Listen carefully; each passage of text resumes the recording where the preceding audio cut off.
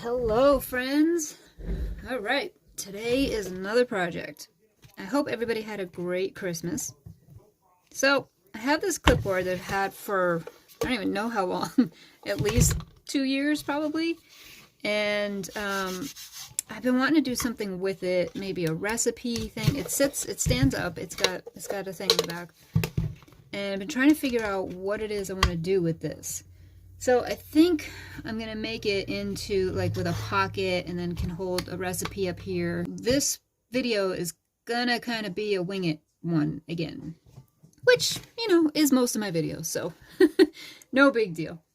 So I do have, this is a drop cloth from Walmart, and I'm going to use this to make the pockets.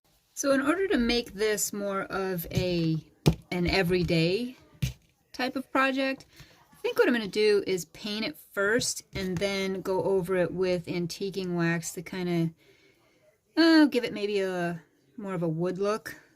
My paint is like very thick right now. So we're going to go ahead and paint this ivory first, and this is Waverly chalk paint in the color ivory. All right. Had to get up to help a customer. So again, I'm actually going to do 2 coats on here because you can really see that like teal color coming through. And I want to cover that really well. So I'm going to do 2 coats. And I'm going to go ahead and take this off, this clip, because I'd like to get it painted properly. And it doesn't... There we go. We'll save that for after.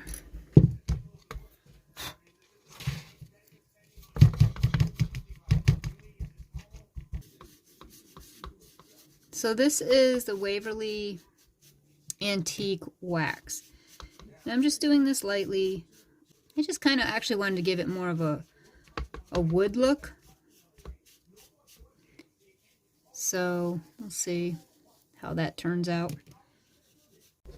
Alright, so I've got this whole thing done. You can see as the top here, it's like a cross between like wood, but also, I don't know if you can see it or not, but the way I put the paint on, I kind of crisscrossed it, and you can see it almost looks like plaster under here, which I love. I think that look is really cool. So I'm gonna run with that. So I did the sides and everything, so all of that is done, and so what I'm going to do next is I'm going to figure out exactly how I want to do this. I think I'm going to go with a bird. I thought about what should I go around the whole thing? Should I do a pocket like this and show these sides? I don't know. Maybe if I like fold this, I can get a better idea. Because you guys know me, I don't attach anything until I know for sure that's where I want it. Maybe if I did it like that, you could still see the shape. So I'm wondering if do that, and I have this where it says "Let Love Grow." I can go on this little fold-out thing, or this little...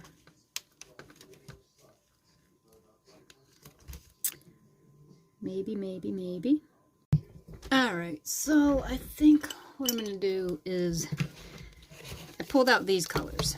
So the blue, the teal, the brown, the green for the leaves. So I think what I'm going to do is go ahead and cut this down and fray the edges and then get it stenciled.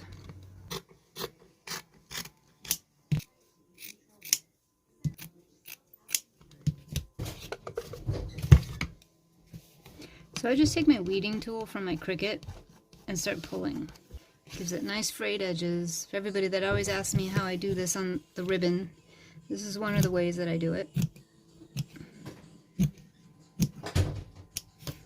So they don't have to be perfect, but I want them a little bit lined up here. And do the same thing on the side. It's a little different on the side of getting these off, just because of the way the weave runs. But you can still get a really good fray on it. So with this, I truly am winging this. I'm gonna wing this, get it? No pun intended. Anyway, okay. I'm just gonna go ahead and start adding colors. I think I'm gonna do the top of the bird blue. This is Nautical chalk paint by Home Decor. Folk art. This is Hobby Lobby, I believe. Yes.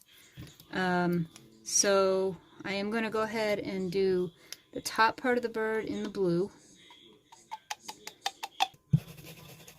So stenciling on fabric is actually, to me, way easier than stenciling on, say, wood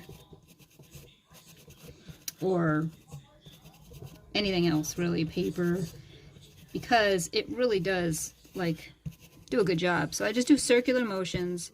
The stencil brush is pretty stiff, and I'm not worried about getting like clean lines with these colors. I'm not like trying to make a full-on definition. Like, I'm not even going to clean my brush. I kind of want them to mix a bit. So I'm just doing this sort of belly of the bird in the teal. And you're going to get sort of that mixture. You can just see it's lighter than the blue. So I've got the brown. This is Java chalk paint. These are all the same brand. They're all chalk paint. This one's Java. It's one of my favorite browns. It's a dark, dark brown. I love it. Alright. Again, don't care if it gets on some of the leaves on the bottom part. Just gives it variation. As far as I'm concerned, that's nice. I like it.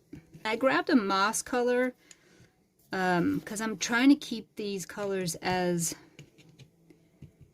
I don't know, neutral, I guess, as possible. I don't want bright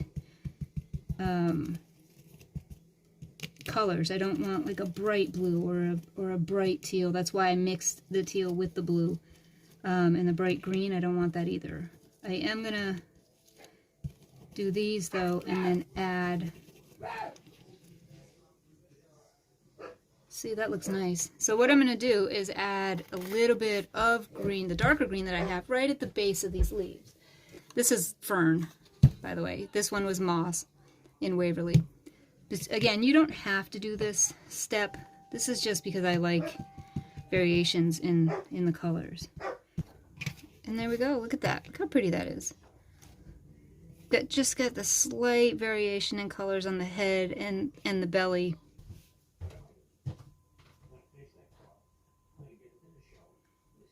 So when I'm done with all of this, I am going to distress it. So it is going to get even darker. Again, if that's not your thing, don't do it. So I'm going to add, and I am connecting the beak and the legs to the body. It's not crazy bright. Again, it's exactly what I'm going for. I'm kind of trying to mix a little bit.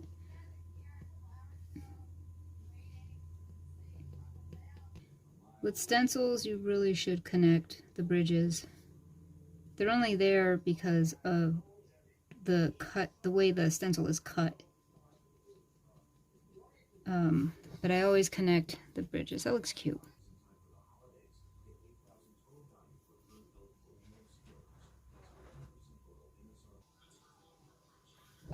Alright, see, that's much better. Then we can go ahead and connect.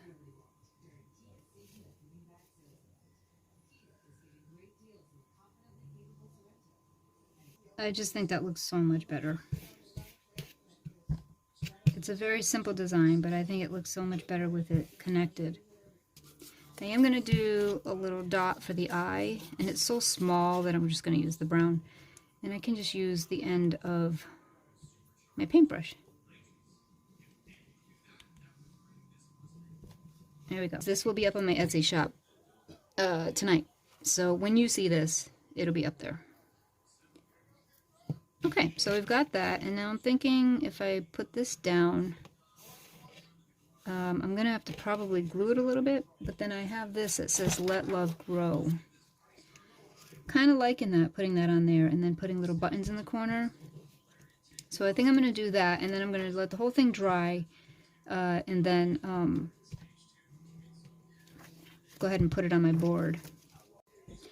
Alright guys, I'm going to show you an easier way that I do. I mean, it's this right here, this line, that's not in the middle. I can tell by looking at it. So I could just take this, fold it. I'm just trying to find the center for the words, and then I could just put like a little mark here, and that's going to tell me where the middle is. You see how off it is from here? That's not the center. So that way, when I go to do this, I know where the center is. So I'm going to say that's probably about the center right there. So now the question becomes, what colors am I going to use? Am I going to stick with these? I think I'm going to do the Let and the Grow brown, and the Love I think I'll do with green. And that way we can bring some of this brown and green up here. So we have a lot of blue and stuff, so I think that's what we'll do. So I'm going to go with the Fern Green this time. I like how it looks on here.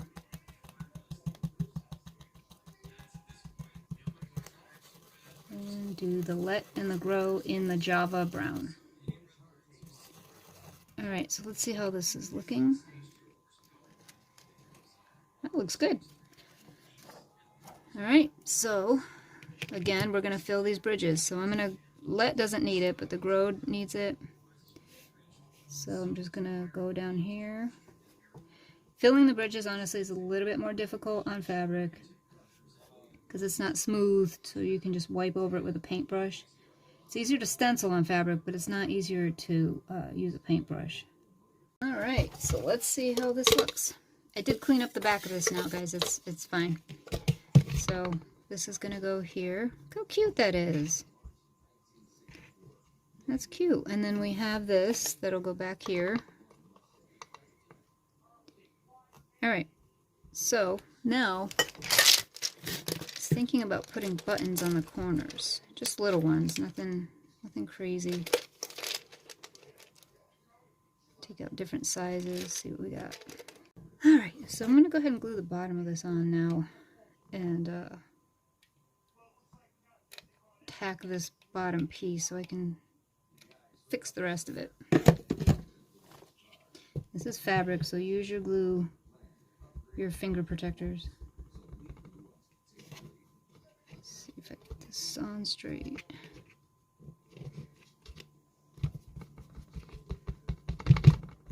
Alright, so what I need to do, because you need to be able to put stuff in here, is these top ones need to kind of come in a little bit so that you get a little pocket. So that is what I'm going to attempt to do now.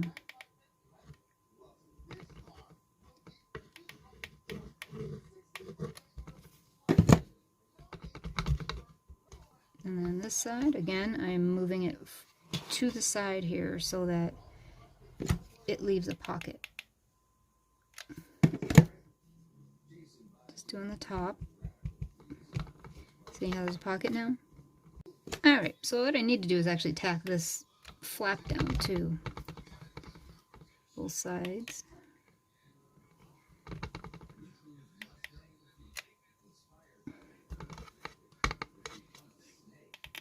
I'm not like doing it all the way across just because it would be really rigid like that. I'm just tacking it here and there so that it can still be movable.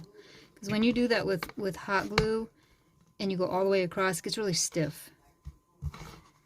So I'm going to get my trusty ink pad, but I'm going to use the brown one first. So I have like, this is the, I still have like stuff on this from the buttons, so I'm just gonna use what's there, go over the fringe,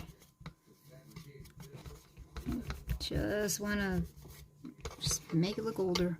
Again, you don't like this look, don't do it. Just don't do it. Leave it natural, do whatever you want. I may not even need my See, it just takes that newness out of it, which is, as you know, if you've been watching, I don't like the newness. I like it, I want it to look like it's been around a while. Alright, so I'm going to use my ink pad a little bit. This one's the brown, and then a little bit of the black, just for variation. Again, gotta have that variation in color. Old things aren't just one color. Rust has variations of color. Even dirt has variations of color. Here we go. To you, if you like things new looking, this is probably driving you nuts, but to me, I love it. I actually wanted to use the black and go over the edges to give it a little bit more definition. Yeah, that's much better.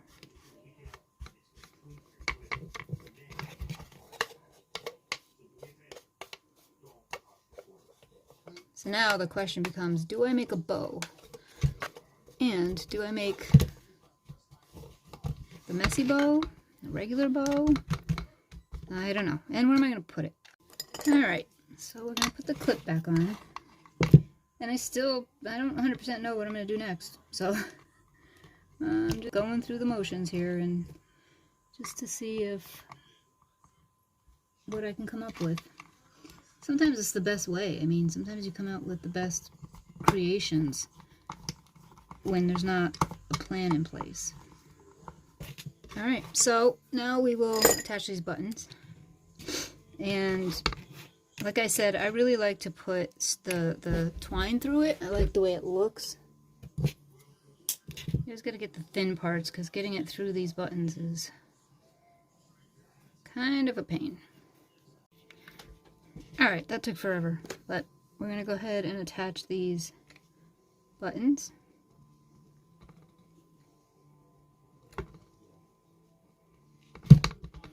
Now, what do we put inside here? I know one thing, I desperately need to get more greenery, because I just don't have any. I've used it all and I haven't replenished it. I've been using this a lot lately. Put some of this in here. I love natural elements. I like them better than the baby's breath.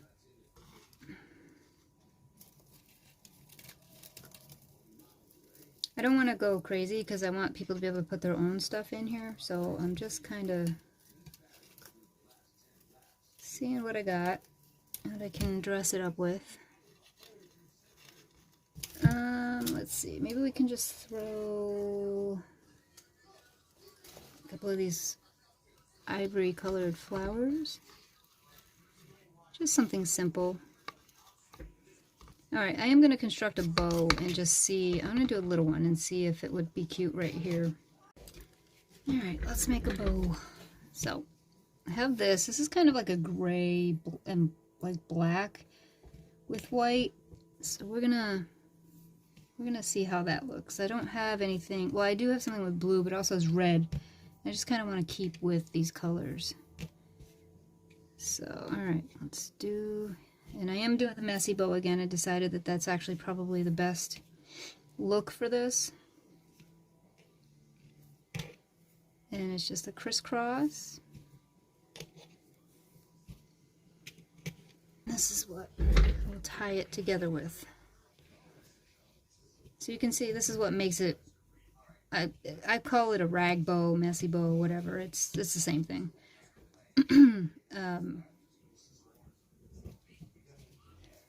So shake it out. You see all the things fly out and see.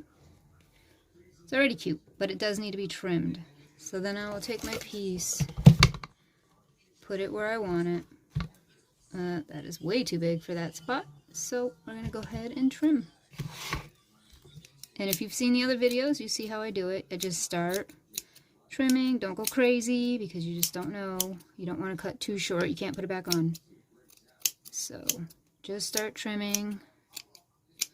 Make it all around like a circle for now.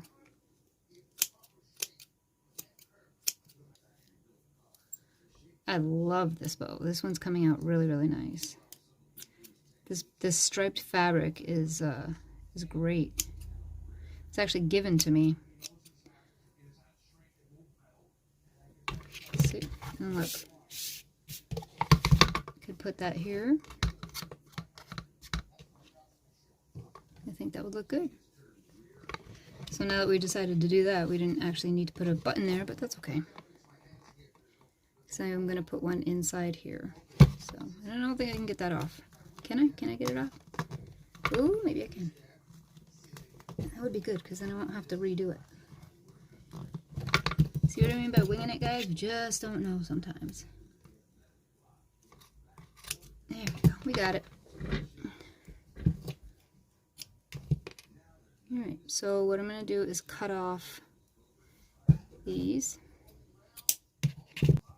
Alright, so if you guys, again, have been watching for a while, you know that I fuss with these bows forever.